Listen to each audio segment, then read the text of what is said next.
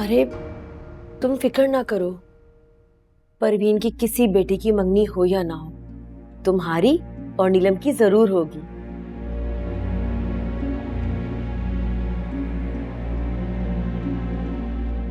आप परवीन खाला को मना लेंगी ना? पर अगर मीना और चुटकी का रिश्ता नहीं हुआ तो? अरे बेटा तुम फिक्र मत करो, माँ अपने बच्चों की खुशी की खातिर कुछ भी कर सकती है।